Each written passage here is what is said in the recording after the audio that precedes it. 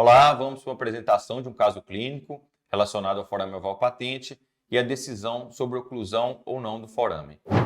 Então, um paciente de 45 anos, hipertenso controlado, sem outras comorbidades, deu entrada no pronto atendimento com quadro de disartria, hemiparesia direita, com 4 horas de evolução, com recuperação total dos déficits no segundo dia da internação hospitalar.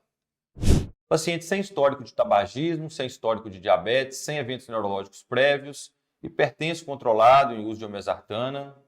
Realizado, então, a admissão à tomografia de crânio, visto um pequeno infarto cortical em região frontoparietal esquerda, ao Doppler de carótidas, placas ateromatosas em carótida interna direita, sem repercussão hemodinâmica.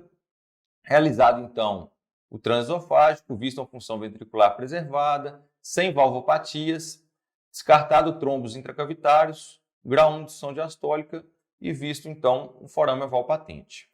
Foi realizado, então, o ecocardiograma transesofágico ao nível bicaval, correspondente a 90 graus, e observado duas características do forame oval patente que caracterizam como alto risco, um forame oval patente de alto risco associado a AVC, que seria essa hipermobilidade do septo interatrial, um septo aneurismático, e essa volumosa passagem, esse shunt volumoso do átrio direito em direção ao átrio esquerdo, com a realização da manobra de Valsalva, como podemos observar no vídeo. Chegada das microbolhas e quando realizada a manobra de Valsalva, a gente observa que aumenta esse shunt no sentido direito e esquerdo. A decisão por oclusão do forame oval patente fica baseado nas características clínicas do paciente e também nas características anatômicas do forame oval patente.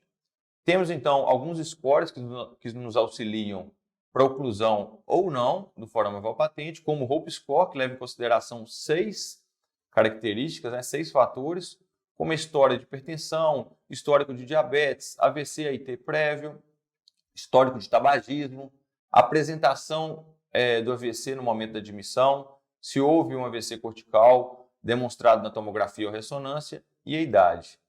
Já nas características anatômicas do forame oval patente, é levado em consideração o comprimento do túnel, quando superior a 10 milímetros, a hipermobilidade do septo, a volumosa passagem com o shunt direito-esquerdo através da manobra de Valsalva, a proeminência da rede de Chiari ou válvula de Eustáquio e o forame oval patente considerado de baixo ângulo, quando inferior a 10 graus.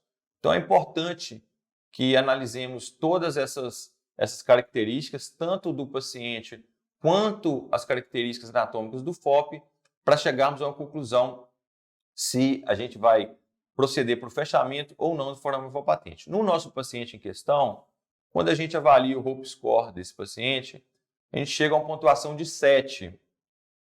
Uma pontuação do Hope Score acima de 6 já é uma tendência a ocluir esse forame oval patente quando temos um FOP considerado de alto risco. Então é importante a gente juntar essas informações para definir se a gente oclui ou não o forame oval patente. Um Hope Score acima de 8 já é bem definidor como um forame oval patente para oclusão.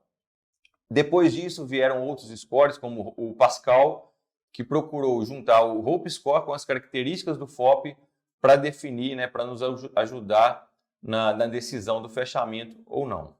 Então, o caso clínico em questão abordou um FOP de alto risco, apresentou as características de um FOP considerado de alto risco, a importância da realização das microbolhas, a solução salina agitada, para definir o shunt e a importância da manobra de Valsalva para aumentar a sensibilidade ao exame.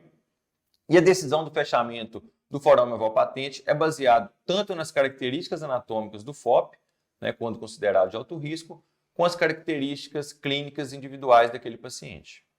Então, no caso em questão, dentro das opções que a gente tem, tratamento clínico e seriar ecocardiograma, fechamento percutâneo do FOP, fechamento cirúrgico ou não teria indicação para o fechamento, encaminharíamos esse paciente para o acompanhamento com o neurologista. A opção mais plausível e mais pertinente no caso seria o fechamento percutâneo do FOP.